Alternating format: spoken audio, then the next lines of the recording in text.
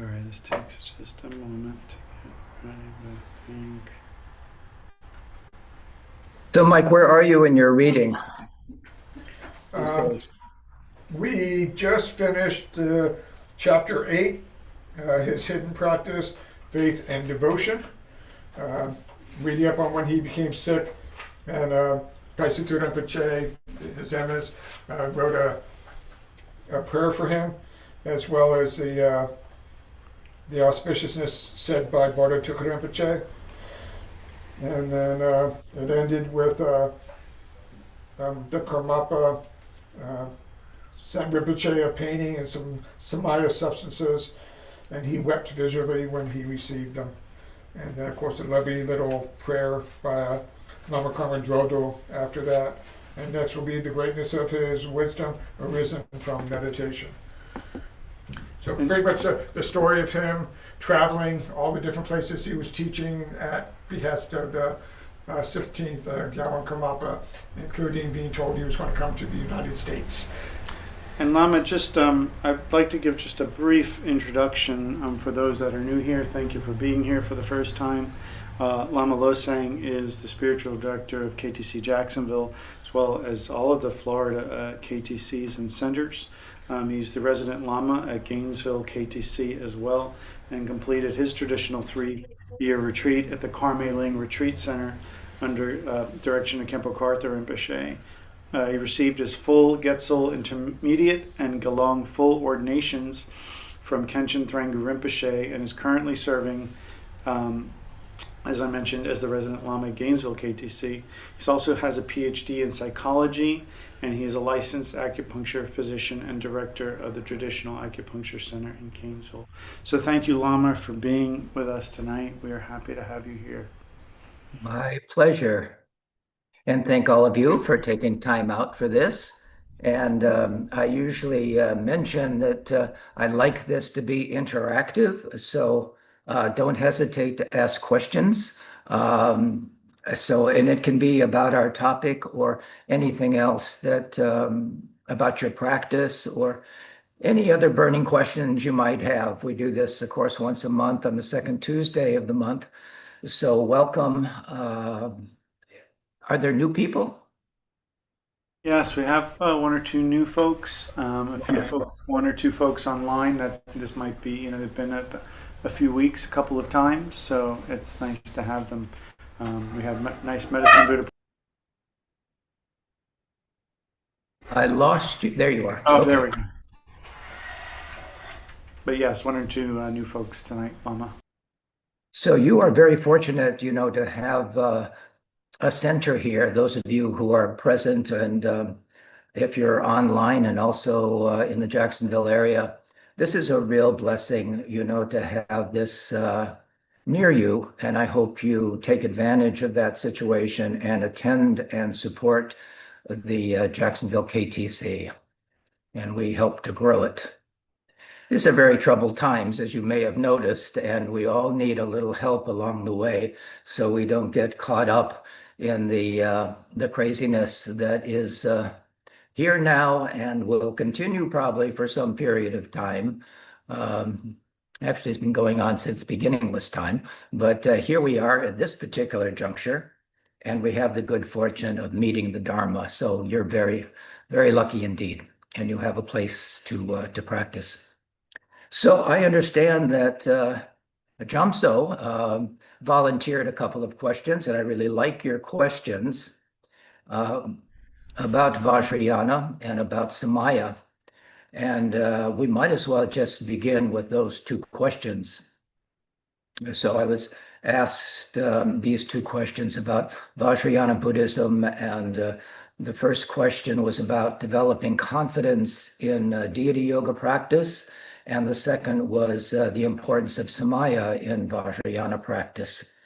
And those are very much related. So I'm going to kind of put them together as an answer to those two questions. They're not independent. They actually are very closely related. So here is a way, to answer both questions clearly and traditionally and practically. from the Vajrayana and particularly our Karmakagyu Mahamudra perspective. So the first thing we'll talk about is deity yoga. And some of you may not be familiar with that at all.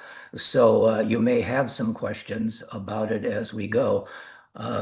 So the first part of that is developing confidence in the deity yoga practice. That was actually the question that was asked. And there are a number of things we can say about that. Deity yoga can initially feel unfamiliar. It's different because we are asked to visualize ourselves as an enlightened form rather than as our ordinary conditioned identity. And confidence develops gradually through understanding and devotion, repetition, and ultimately the direct experience. So a good foundation, for this is in Vajrayana deity yoga is not pretending, to be a god or imagining something unreal. The Yidam, as it is said, that is the deity that we practice, a particular Yidam. And as you look around the Dharma center there, you will see on the wall and on the shrine various statues and on the wall tankas that represent various Buddhas and Bodhisattvas. On either side of me, we have Chenrezi and Amitabha. But this deity yoga, again, is not pretending to be a god or imagining something unreal. The Yidam is the enlightened nature of your own mind appearing in a symbolic form. And the practice is a method for recognizing our own Buddha nature. So the deity represents awakened qualities already inherent within us: compassion, wisdom, clarity, fearless activity, and inseparability of emptiness and appearance. So confidence grows when we understand that the practice is not about manufacturing enlightenment, but uncovering what is already present within us. So there may be three levels of confidence that we can talk about. The first would be the confidence through view. That is the first of the Noble Eightfold Path, is having correct view. And in the Vajrayana, we study and contemplate of Buddha nature, emptiness, interdependence, and pure perception. So these are all embodied in this practice. Ordinary identity itself is a constructed appearance, about this self. Vajrayana simply replaces impure fixation with enlightened identification. So we imagine ourselves in the beginning as these enlightened beings. And this is considered the difference between the Vajrayana and the first and second turning of the wheel of Dharma that the Buddha taught upon his awakening. So ordinary identity is itself a constructed appearance. And again, Vajrayana simply replaces that impure fixation with an enlightened identification. So, in other words, if the ordinary self is already a mental construction, which it is, why not identify with an awakened form instead? And that is really closer to who we really are. So this helps loosen that rigid, ego-clinging grip we have on this fixation of a self.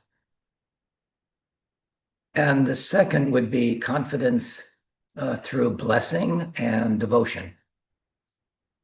So in Vajrayana, realization is not merely intellectual. Confidence deepens through different processes, through Guru Yoga, devotion, mantra recitation, empowerments that will happen as you go along this Vajrayana path, and receiving the blessings through the lineage connection from our lamas and Khenpos, Rinpoches. So over time, the deity practice begins to feel less conceptual and more alive, intimate, and natural. We begin to identify with it more and more. So especially in our Kagyu tradition, devotion softens the mind. Mahamudra recognition can arise. And that is the essence of our Karmakagya tradition. This is the practice of Mahamudra. And all of the things that precede that, you start with shamatha, tranquility meditation, and vipassana, the insight meditation. We progress along a path to stabilize the mind. And when we become stable in that way, the Vajrayana deity identification and practice is enhanced, once we can stabilize our mind and make it workable.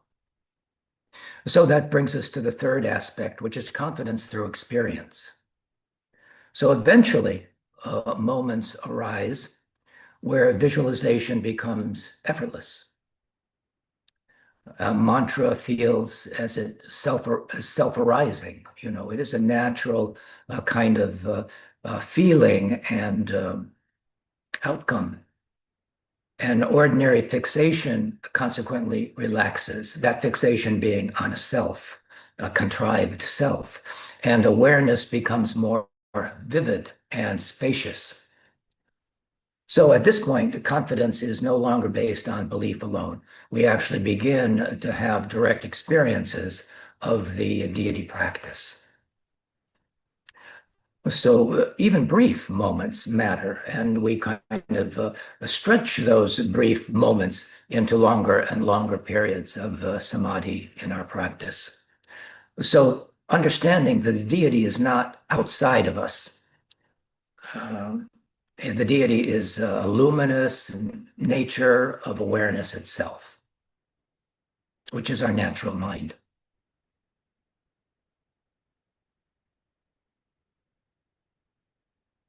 What are we doing so far? Any particular questions or comments so far? I'll give you a moment to digest that. So there is some practical advice, to give in the practice of the deity yoga. And you were doing the medicine Buddha practice. Is that right, Mike? You were just doing that? That is correct. Yeah. So one should not expect perfect visualization. Sometimes people feel like they can't visualize, but usually that is because we're not used to it. So that is a gradual process.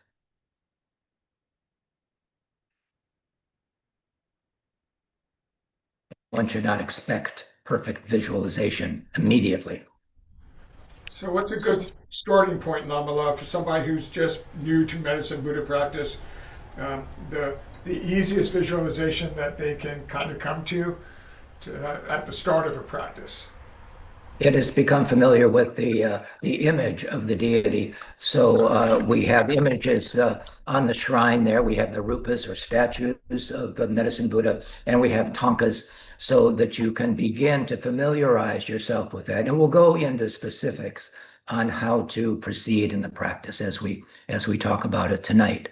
So some important practical advice that traditional teachers repeatedly say is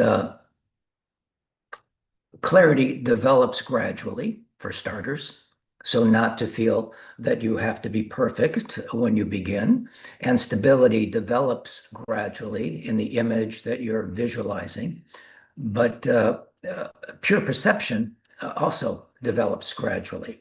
So we see the Buddha, we see this realm as a pure realm, and we begin to develop a sense of that more and more as we do the practice. So the essential point is not artistic visualization, but maintaining the sacred outlook, presence. We have the the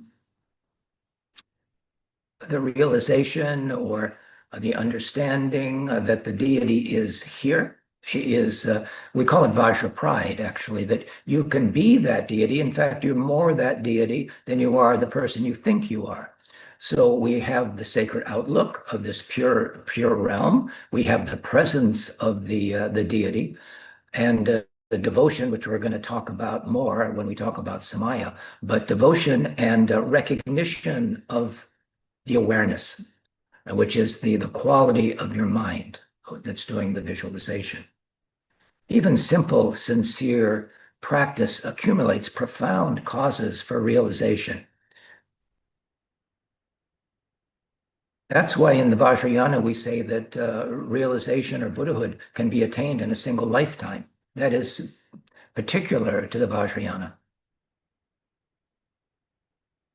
And the importance of Samaya in Vajrayana practice, Samaya is extremely important because Vajrayana works through sacred relationship and transmission and the purity of perception. So you see the guru as embodying that deity. So without Samaya, the practice loses its transformative power. You know, it is through Samaya that the practice becomes alive. So a simple definition of Samaya can be understood as a sacred commitment. That's usually what we talk about Samaya, as commitment to do the practice. It's a spiritual bond with the teacher as well, and a continuity with awakened mind, seeing our mind as the deity.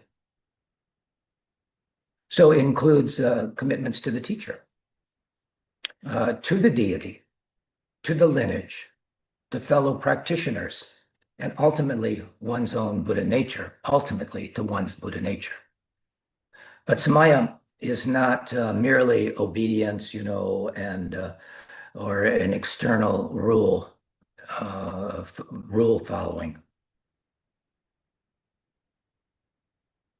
At its deepest level, Samaya means not separating from our awakened awareness.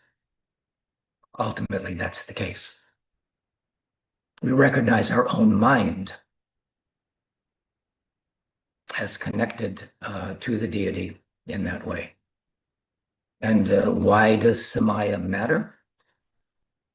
Vajrayana methods are considered extremely direct and powerful because they work with perception, you know, our view, our subtle mind, energy in general, symbolism. Each of these deities, when you look at Atanka, all those different accoutrements and things represent certain aspects of the deity's power and relationship.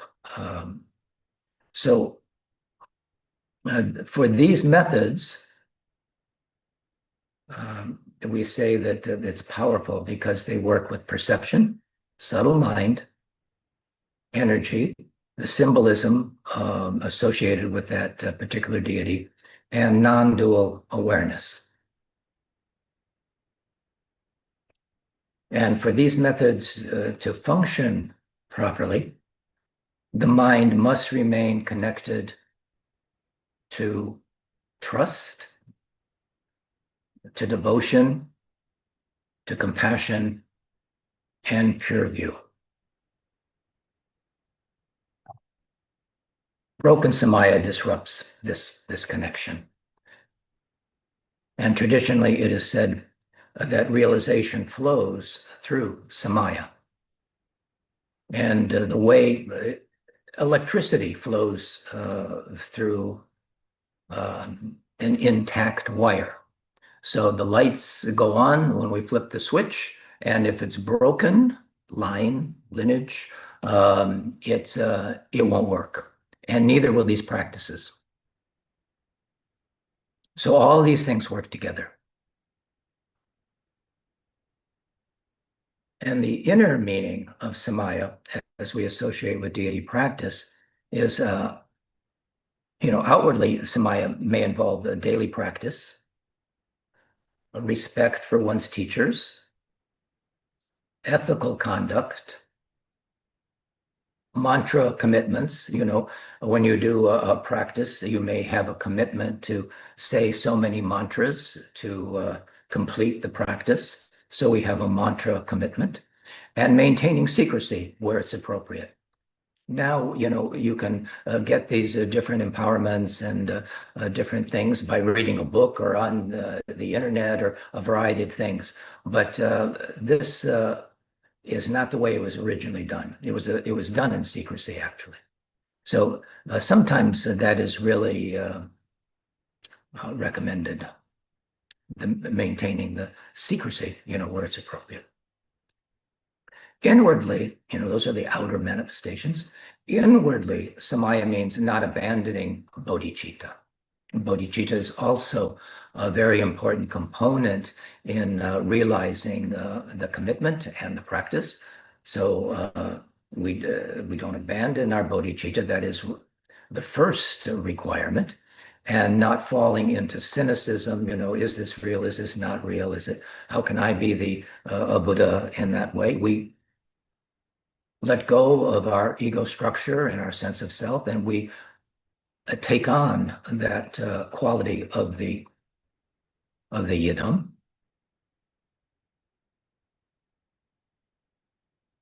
And not hardening into ego fixation. So we're letting go, we're relaxing this connection, as I was saying earlier, to our ego, our constructed ego that really doesn't exist. And we're maintaining the connection with the deity and maintaining that quality of the deity. And again, it's more of who you are than who you think you are. So inwardly, that is not separating the appearance from emptiness, which is ultimately quality. When we visualize this deity, it's not a concrete kind of visualization. It's more like a hologram. It's more like a rainbow. It doesn't have a quality of substance. It is, and it's not separating appearance from emptiness. So it appears, but it's empty. And secretly, the highest Samaya is remaining in recognition of the nature of mind itself. These are very high qualities, and it takes a little while to really understand them, and certainly to experience them in that way.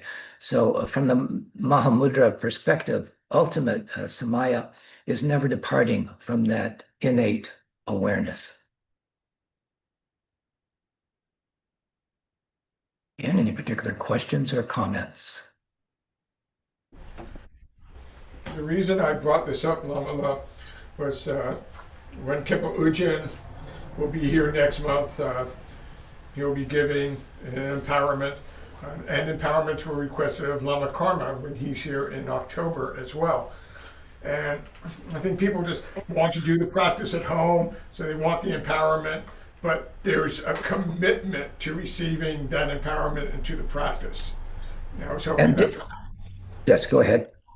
Now I was hoping that's what you would speak about, because I don't feel the confidence to speak on it, that the importance of this. So that's the reason I asked for your advice. Yeah, so we want to have a balanced understanding about that, and different teachers give empowerments with different commitments. So it's important to know what commitments you have when you take a practice such as deity yoga. Sometimes it's given as a blessing, or you can take it as a blessing. But if you take it as your practice, there is commitments to do the practice, and it is best to ask that question. What are the commitments for this particular empowerment? And ask both Lama Karma and Kempo Ujin to define that as well.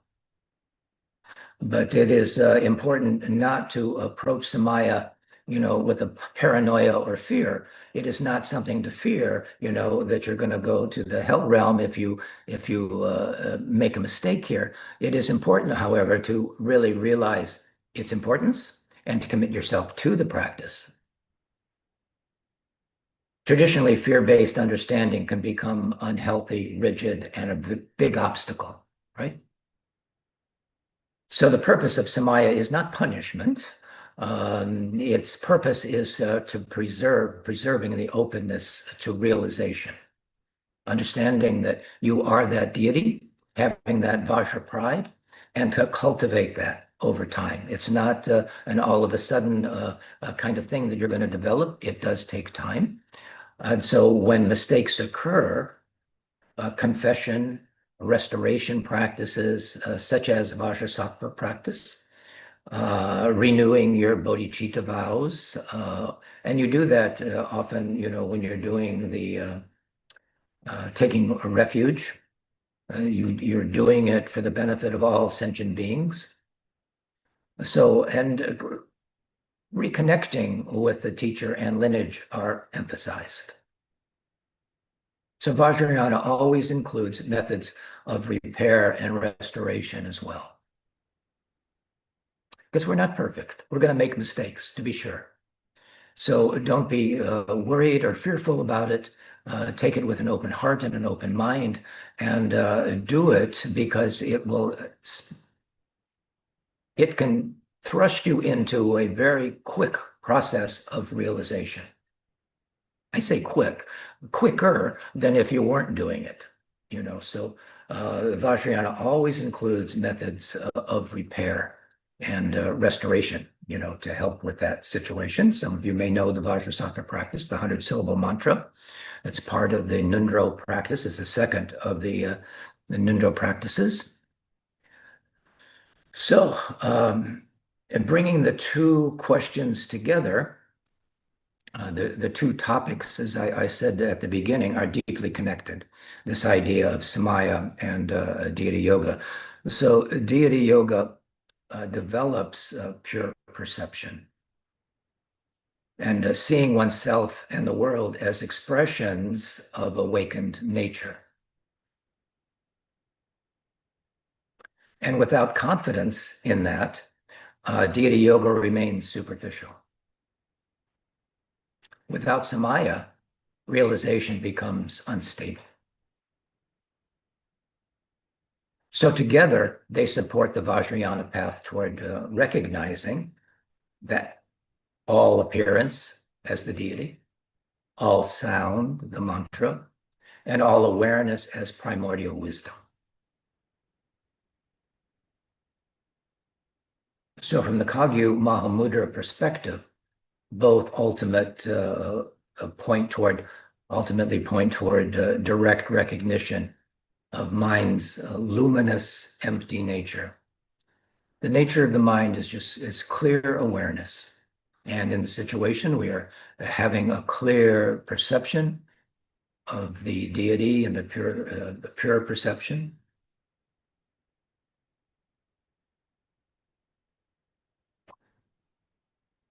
Yes.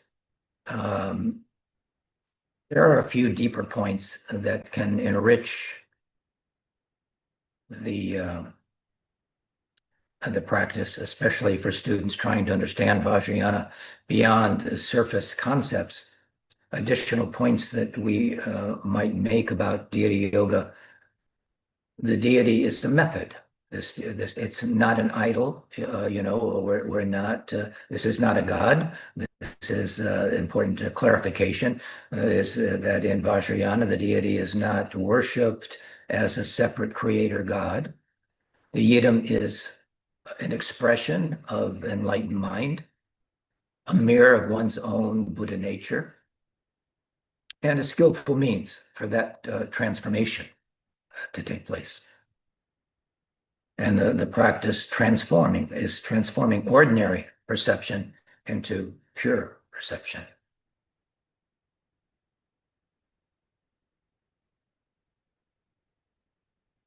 Instead of reinforcing I am limited, confused, and incomplete.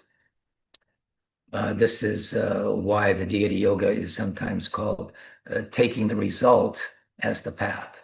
We see ourselves as a Buddha. And that is the result. And we take the result as the path to achieve awakening. And one practices now from the perspective of awakening rather than endlessly trying to manufacture awakening later. We do it now. We imagine ourselves in that situation. Another important point, imagination goes beyond ordinary imagination. At first, deity yoga may seem imaginary. I'm just making stuff up. But Vajrayana points out that ordinary ego identity is also constructed, a constructed imagination, our self-image, all the emotional narratives, fears, and fixed identities are all mental fabrications that we reinforce over time, again and again. This breaks that fixation. And deity yoga deliberately uses a sacred imagination to dismantle our unconscious conditioning. And even the visualization dissolves into luminous emptiness. When we complete the mantra recitation, we rest the mind in what we would say luminous emptiness of the deity. So the practice is not replacing one fantasy with another. It's about exhausting fixation altogether.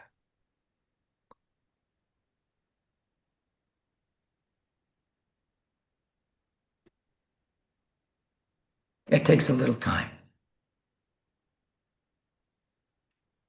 So that's what we say, imagination goes beyond ordinary imagination.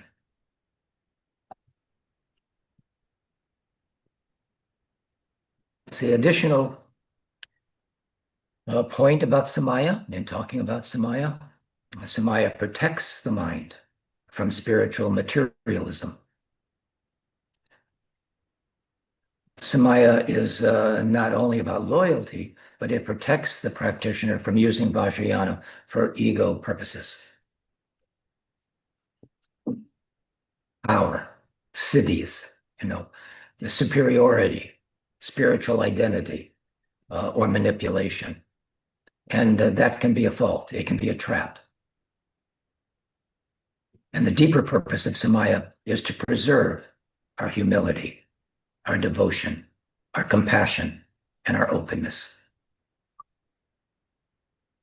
It is a skillful means to the highest level. Without these advanced tantric methods, and Vajrayana and Tantrayana are the same thing. You'll hear the word Tantra. It means the same thing. It's Vajrayana. Can be distorted by our ego clinging. So in this sense, Samaya protects both the practitioner and the integrity of the lineage as well. We have the right understanding. We have the right view.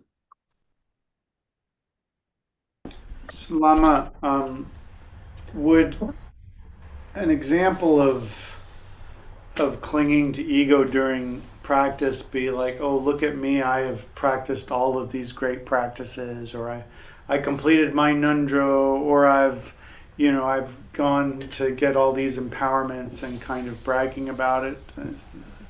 That would definitely be an example, yes. So, it is part of being or having Samaya not discussing your Buddhist practice, but being Humble. Humble, being aware of when it's beneficial and when it's not. That will protect your practice, and that tendency to create this, it can crystallize your ego even more, as you were saying, those examples that you gave. And it's not unusual to do so. Oh, what a great practitioner I am. And that would not further your practice. That's right.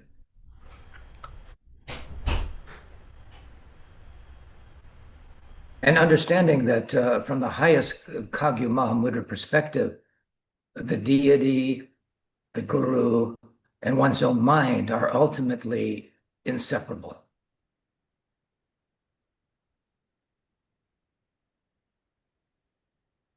The outer practice, and we do it, gradually matures into a direct recognition that clarity is the deity, that emptiness is the deity, that awareness itself is the deity.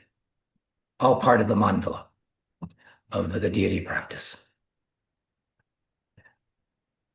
And once we get to that stage, at that stage, deity yoga is no longer merely a visualization practice. It becomes spontaneous, pure appearance, inseparable from that awareness. Likewise, ultimate samaya becomes effortless and non-separation from the nature of your own mind. They are one and the same.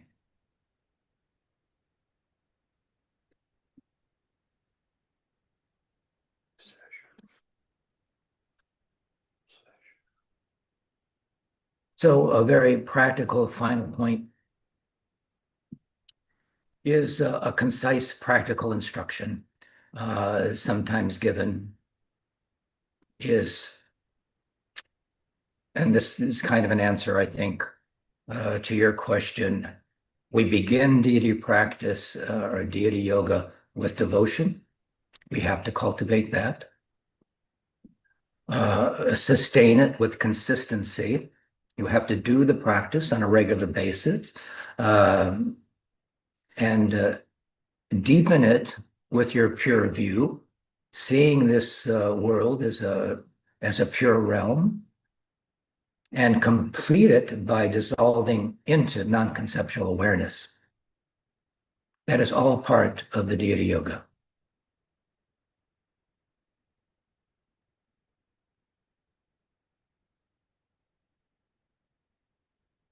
And regarding the samaya, we keep the commitments sincerely, not rigidly.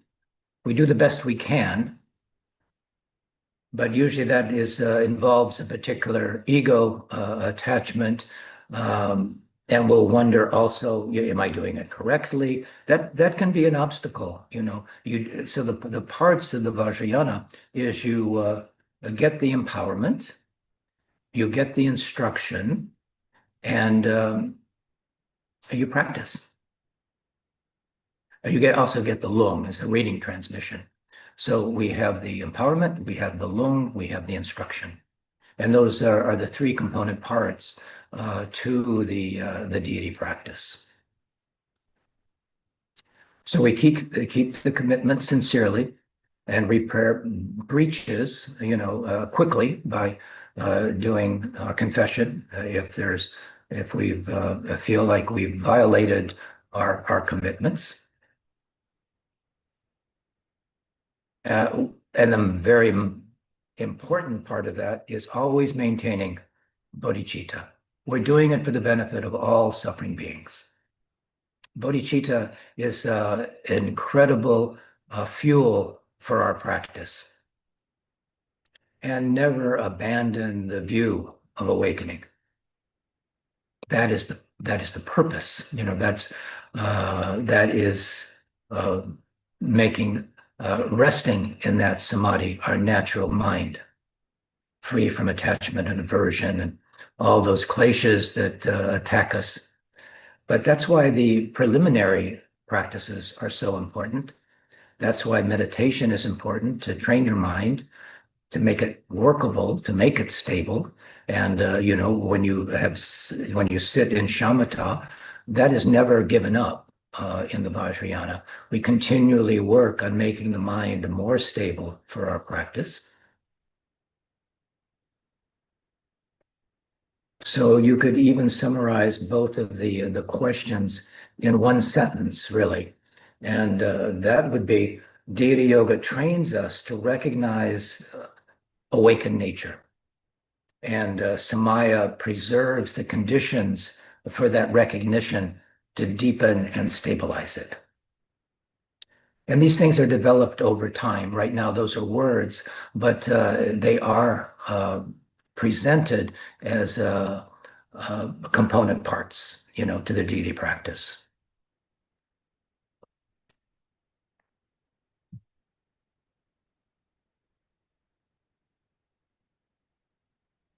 Explanation, Lamala.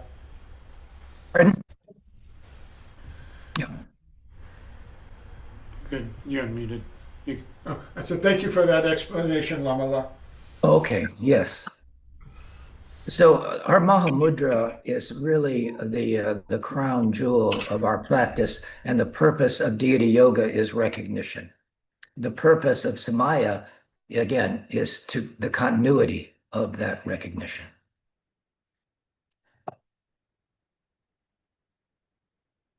Final thought that often helps people understand Vajrayana correctly is that Vajrayana is fundamentally a path of transformation through sacred outlook.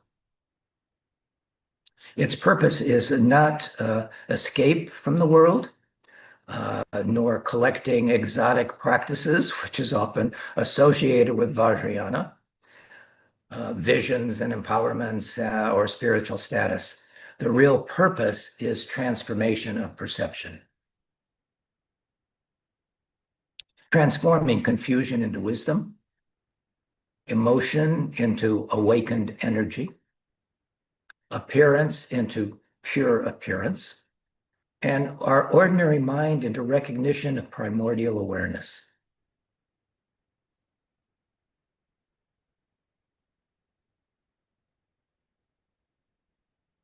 Deity Yoga and Samaya are both aimed at this single purpose.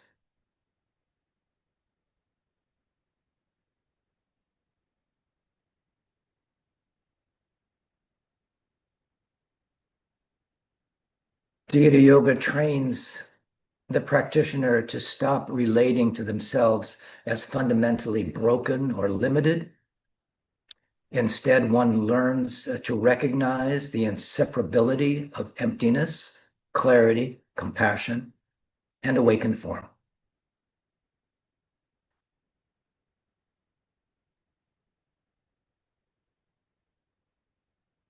And Samaya preserves the tenderness and openness necessary for that recognition to mature.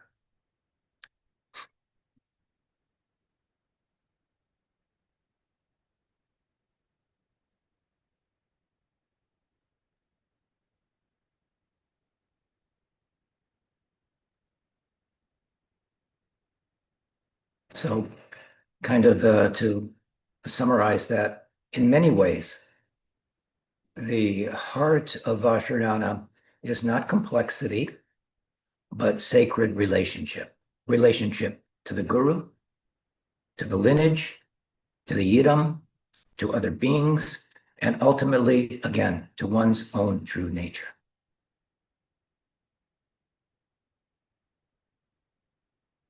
It's really good we're talking about Vajrayana. It is really misunderstood many times. In fact, our next book that we're going to be doing here, we're going to be talking about Vajrayana, yes, an essential guide to practice by Tralag Rinpoche. This is our next book that we're going to start shortly, because I feel like Vajrayana is so misunderstood in our culture.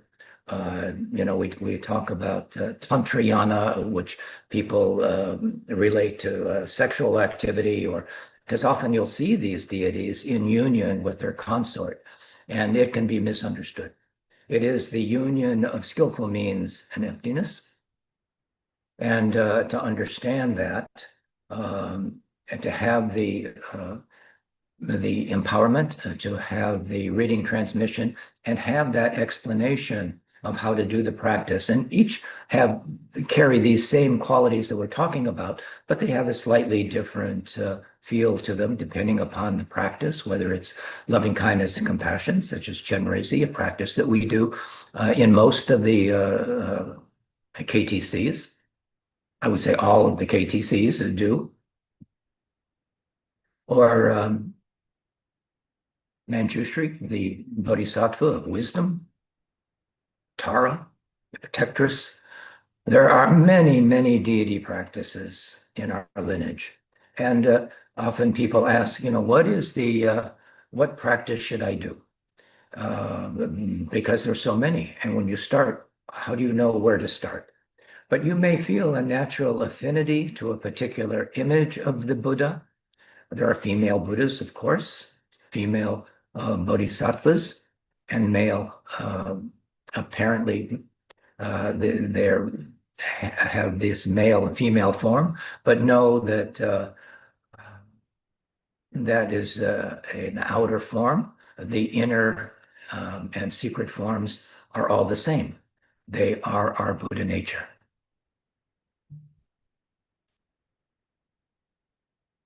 So when approached correctly, again, Vajrayana gradually softens the hard boundary between samsara and nirvana.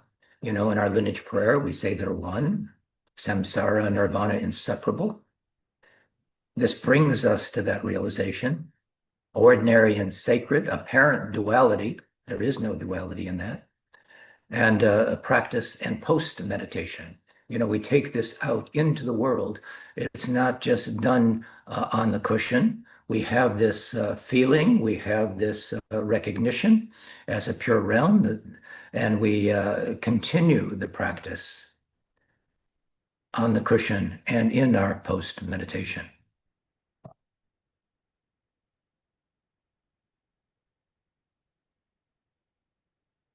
So again, from our eventually, the practitioner begins to understand that the path was never about becoming something other than what we already are.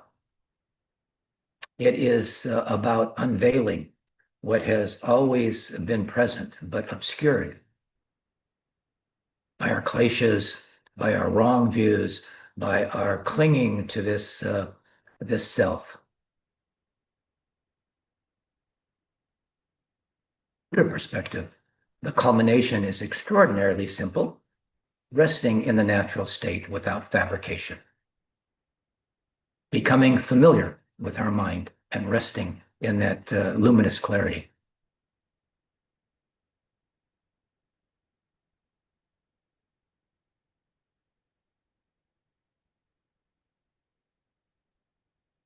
What else?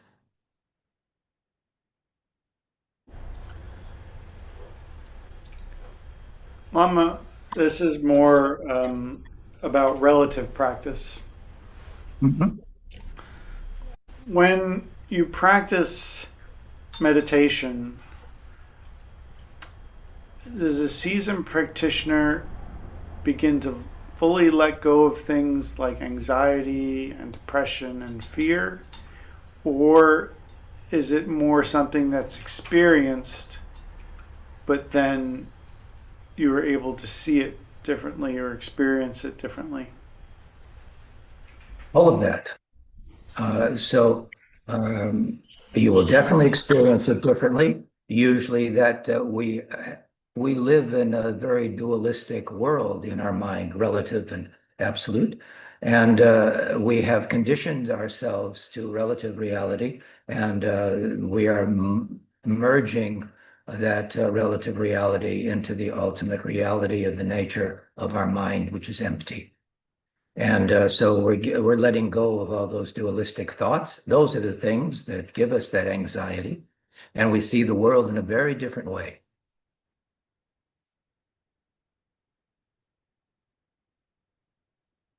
Then, the deity is recognized as awareness.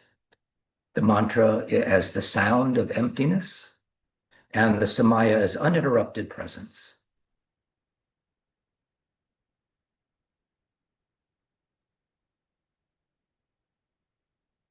We could say that devotion opens the door to those qualities.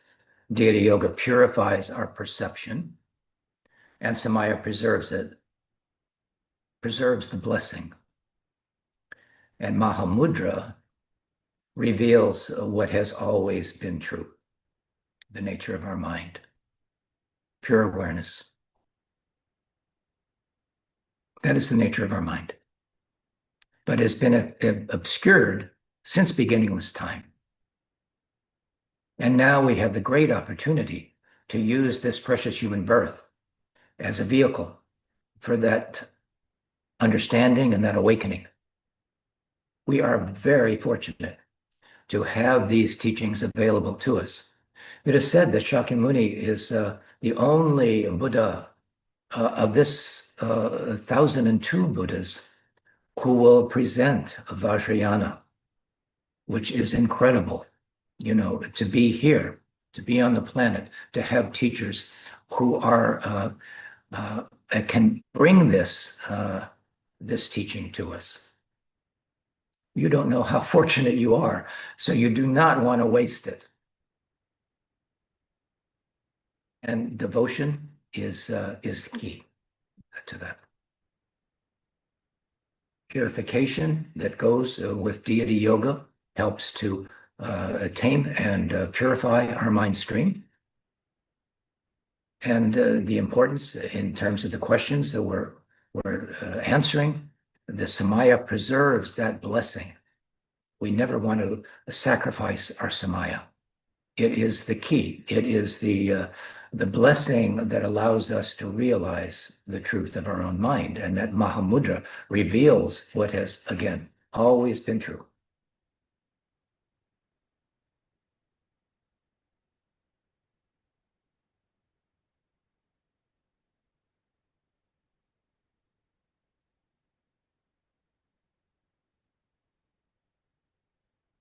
So we rest in that reality.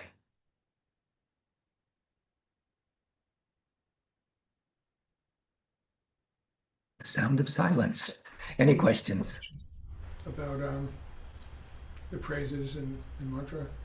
I think Lama has referred us Oh, okay. to Lama Karma to Okay. get some clarification for that. Yes.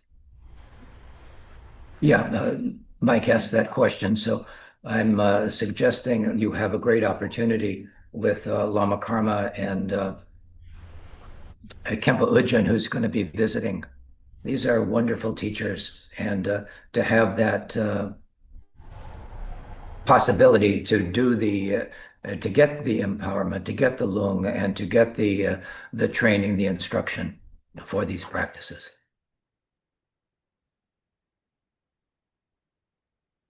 Take advantage of that opportunity.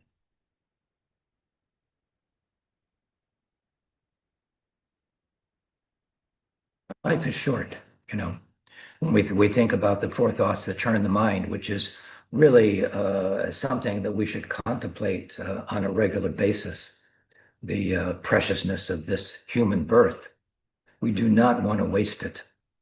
I know pretty much every teaching that I do somehow always comes back to how do we, what do we contemplate in our practice. I think we should always do the four thoughts that turn the mind toward the Dharma to give us that fuel for practice. And the first of that is this precious human birth. We're not guaranteed a human birth. You have the merit to be born human. It's not easy. When we look at all the other possibilities of the six realms, very few are born human. And it is thought that the Buddha taught that being born human is the best a kind of way to become realized. You're not in a hell realm. You're not in one of the lower realms where practice is we don't turn our minds to the Dharma in that situation, whether it's pain and suffering of lower realms or the bliss of an exalted God realm where everything is provided and they're long lived. And we don't turn our mind to the Dharma in the same way. We enjoy the qualities of that birth, but it's although they said long live, that time comes and goes. And if we don't use it to tame our mind and to realize our Buddha nature in those higher realms, you're going to use up that good karma and fall to a lower state. So for us to have exposure like this and actually have the leisure time, you may question leisure time, but we have the leisure time to practice if we so choose. And all of the lineage masters of our lineage did do that. And they got the exalted result of realization. But you have to be dedicated. You have to understand renunciation. We're renouncing, the world as it is out there that is so filled with distractions, and understand that this is a limited opportunity.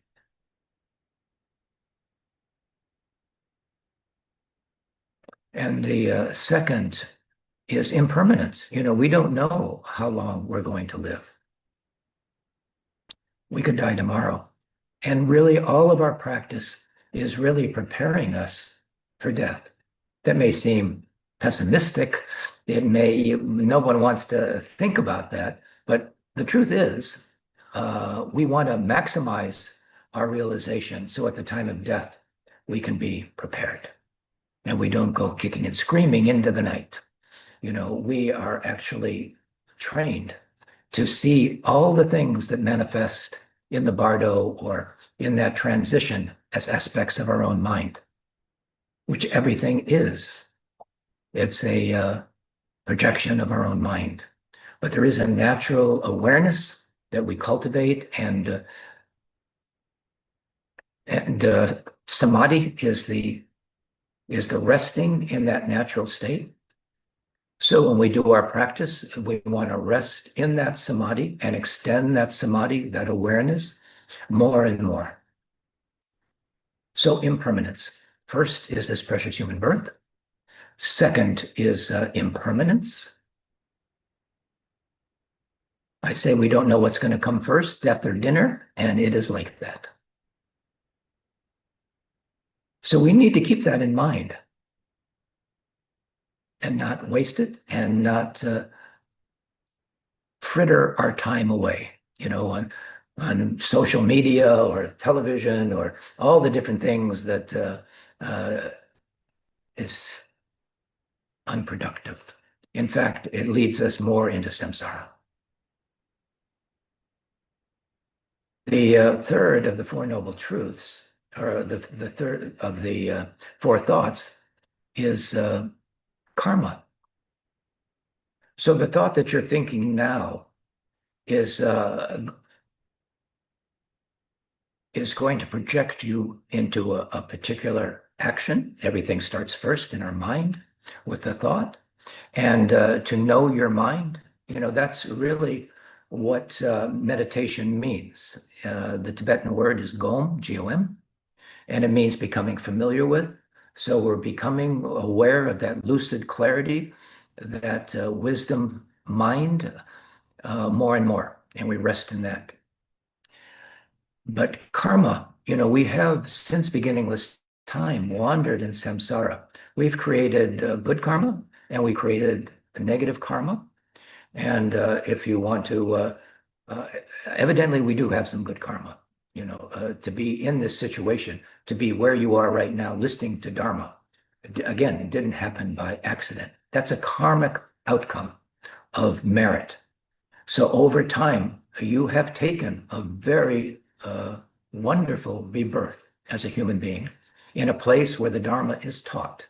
You could be, on this planet and never have exposure to the Dharma,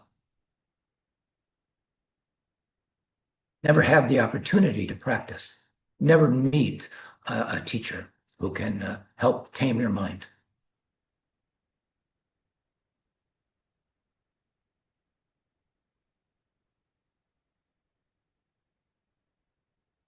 And the fourth is the unsatisfactoriness of living an ignorant life, not recognizing the gifts that we have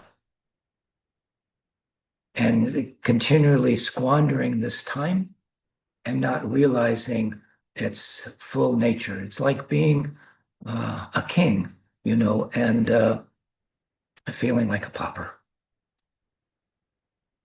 We have to use this opportunity to remove ourselves from our ignorance. As is said, ignorance is bliss. Ignorance is not bliss. Ignorance is suffering. So we want to bring this, transmute that into wisdom. And wisdom is understanding our Buddha nature, resting in that.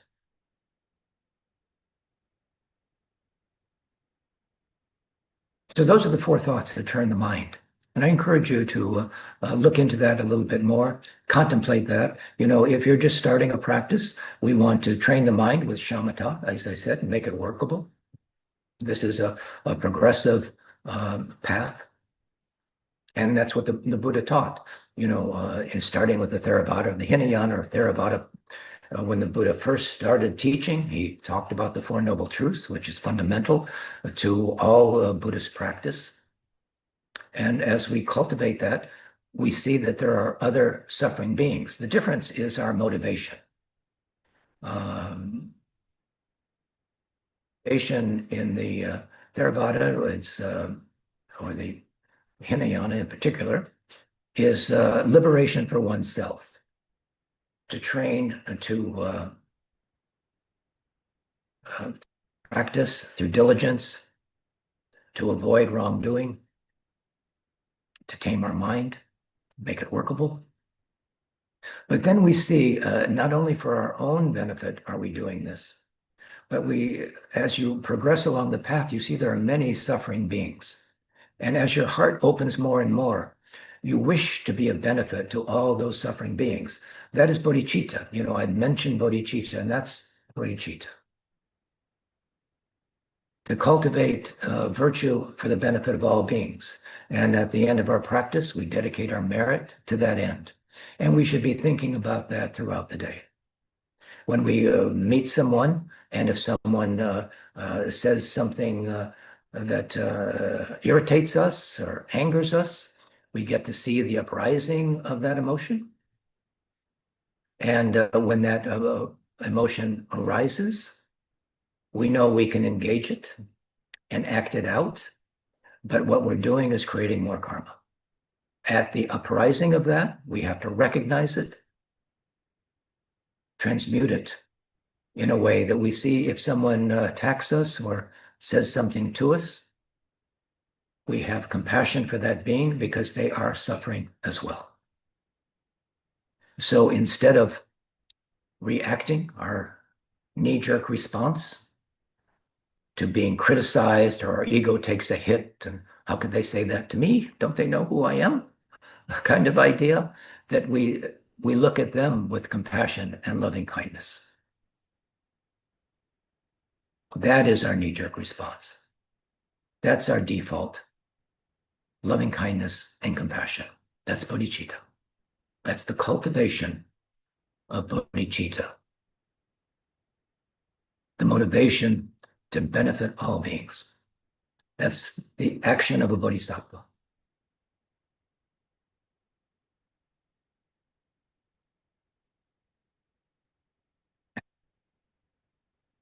That's the Mahayana path.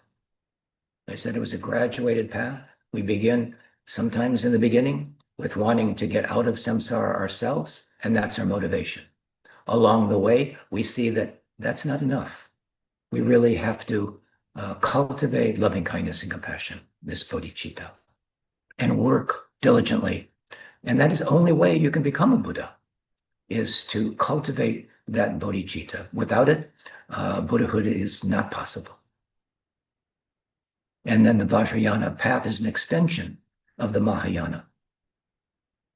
It is a streamlined path to awakening, as we just talked about. And we do that by pure view. We do that through our yidam practices. Well, we see ourselves as the deity. We see ourselves in that enlightened mode. And in a way, we fake it till we make it. It's true.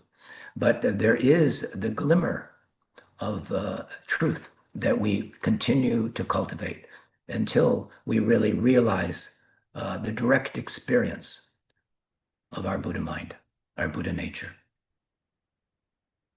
And when we do that, we can't help but have compassion for all suffering beings. And if we look at the world, you don't have to go far, to look at the news, what's going on, fighting, quarreling, and war. That is, that's the antithesis of what the Buddha taught.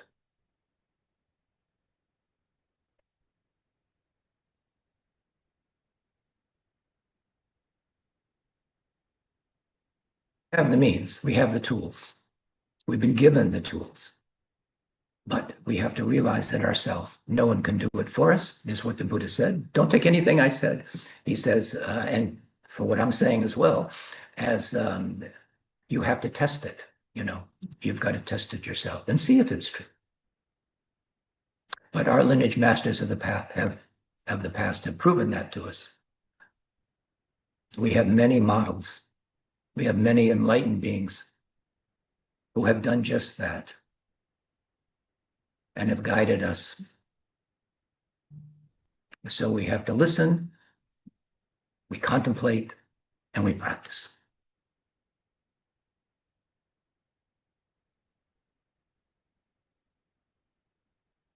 Any other questions about your practice or anything that we've been talking about tonight?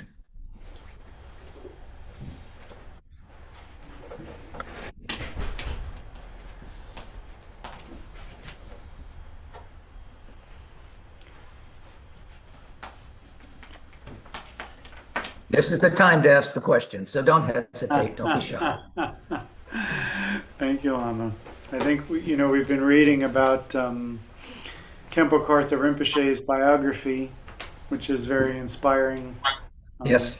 Everything that he went through, and we're about halfway through. Yeah. And then we've been reading the Green Tara Feminine Divine book, which has been an excellent tutorial on deity yoga practice. Yes. We've been having some good discussions here. Excellent. That's what we're talking about. That is the purpose of our KTC, is to bring these practices to light and be able to explain them and practice them.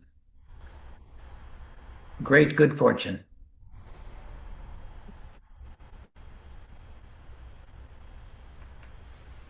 Lama, there is something, because I don't think we'll see you, but we're kind of in the Sagadawa. I know your Gainesville KTC has a Sunday Sagadawa session that you'll be doing. We're also going to do a special formal meditation instruction and the 12 deeds of the Buddha.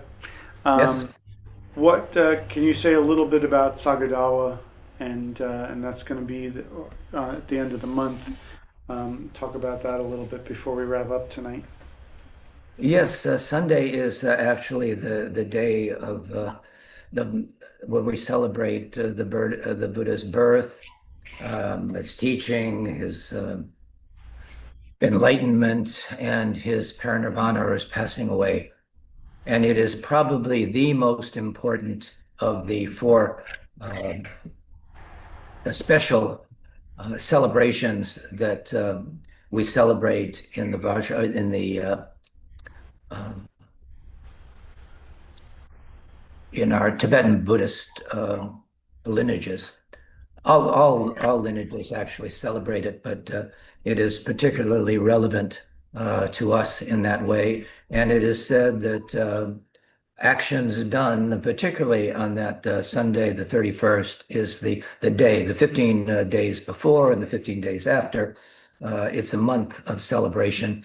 And it is said that our actions are magnified 100 million times. Sometimes it says 100,000 times, but it's a bunch of times that our merit, hopefully it's merit and not negative actions. So be particularly conscious on Sagadawa, the day, that Sunday, the 31st,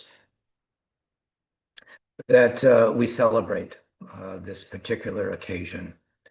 And you will be talking about the reading the deeds of the Buddha through his life, and knowing about the Buddha.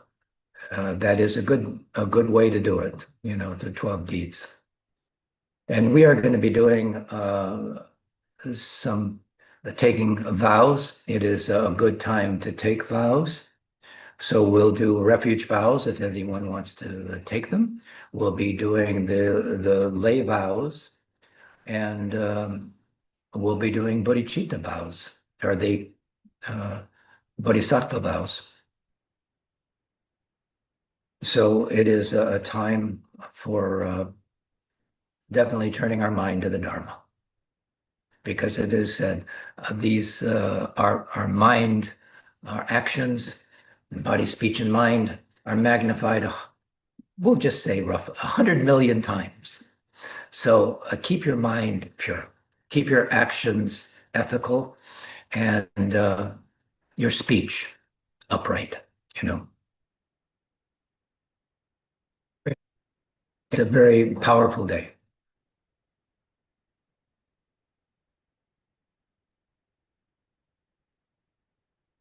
You, Willow? Go ahead, Lama. Oh, just go ahead. Johnson. So on that Sunday, we won't be here doing our regular practice. So it is a full moon, which is always good for sojourn. Can we just recommend that you don't eat after your noon meal on that Sunday? Do your best. That is a way to practice, yes.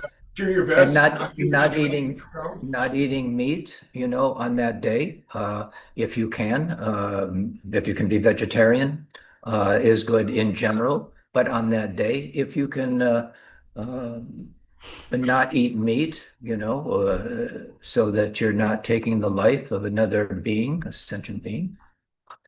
There's lots of ways you can practice by giving dana, to the center or to the teachers. That is also a way to practice doing your practices, of course, and sometimes circumambulating stupas.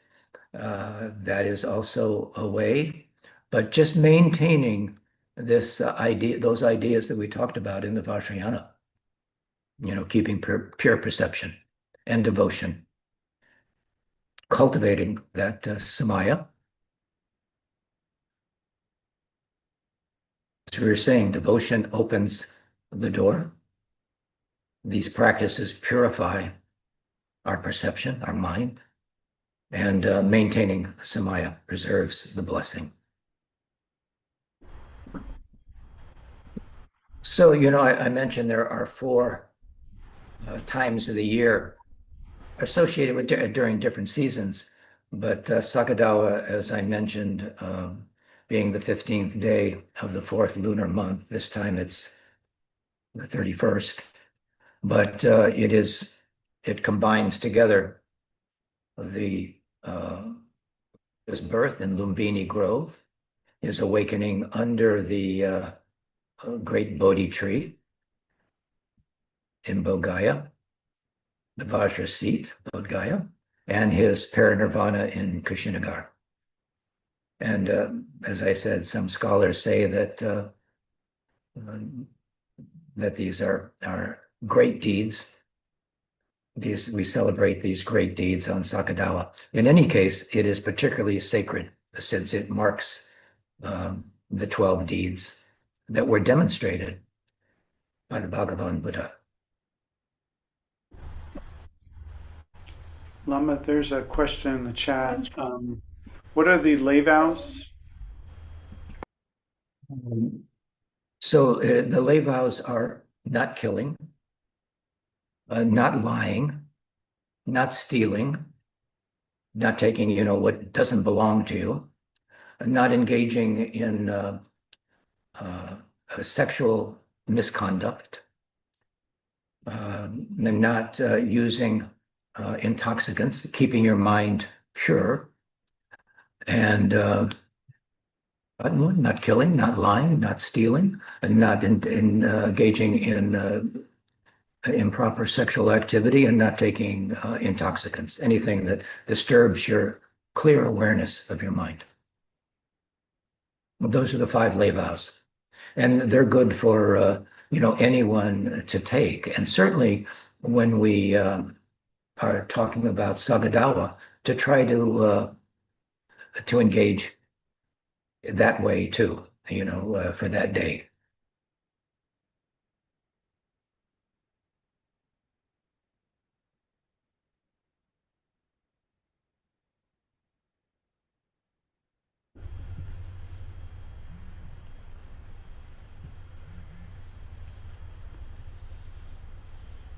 Anything else on your mind? There was one comment. Thank you for your insights this evening. It has been an honor to listen to you. Thank you. Thank you for being here. Again, it's my... We have a question, Lama. Go ahead. It's an open floor? Yeah. Okay. I have a question. Why is there no ego in dreams? There is.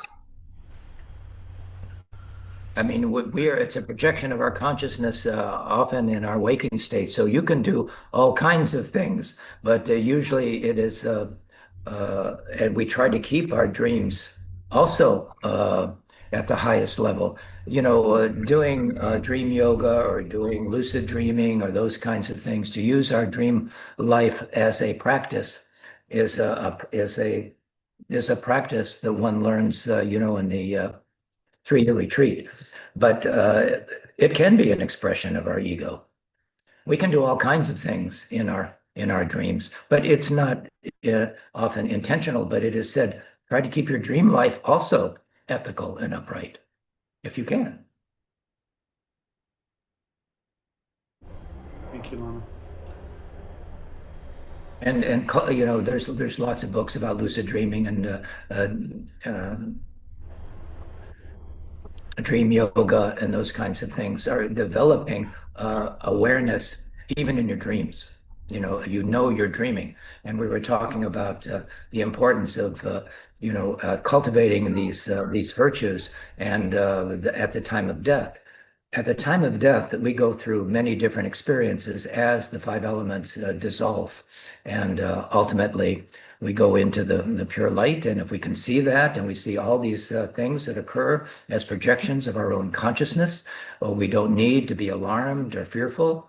All of these things that seem like threatening, you can't die, you're already dead. So you have to know that these are expressions of your own mind stream, but they are aspects of karma that arise. There's more that we could say about that. Certainly these Pardo states, that's a time that'll be for another talk.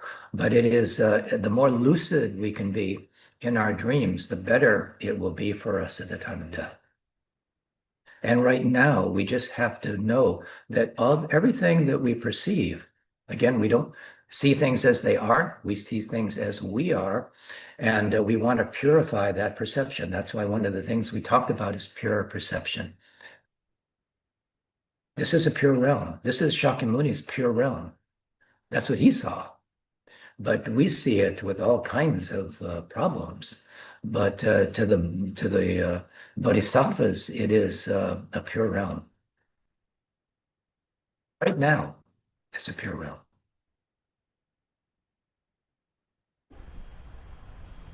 Any other questions?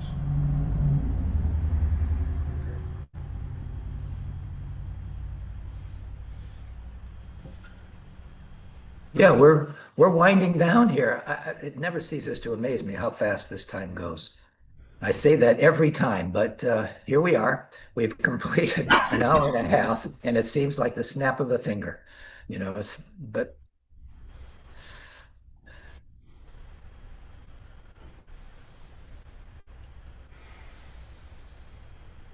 okay, last chance. Any other questions? Anything else that we can talk about in about a minute? And then we'll dedicate the merit. I'll wait till next time.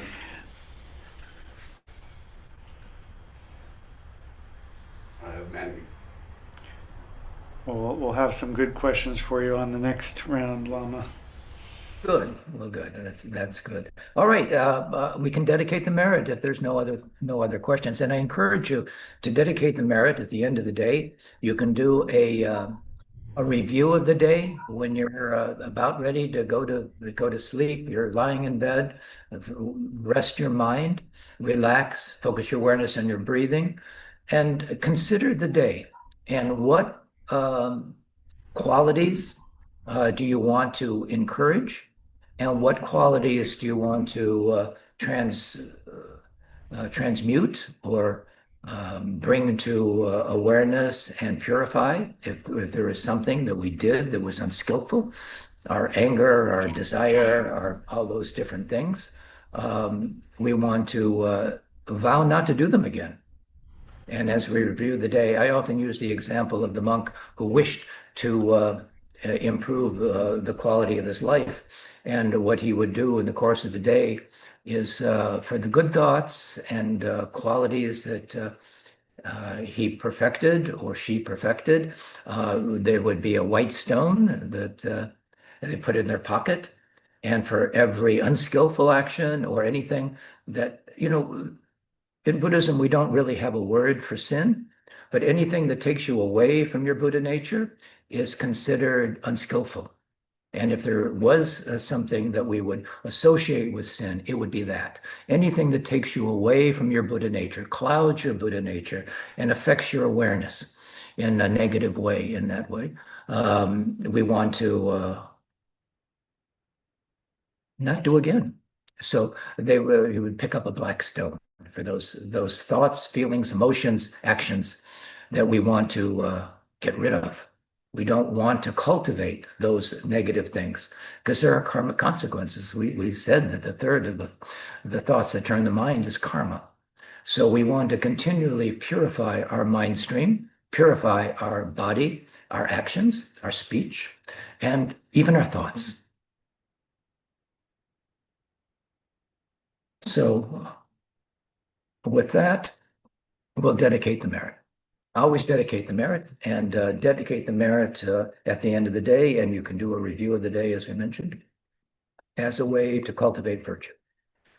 So at this moment, for all of the peoples and the nations of this earth, may not even the names, disease, famine, war, and suffering be heard.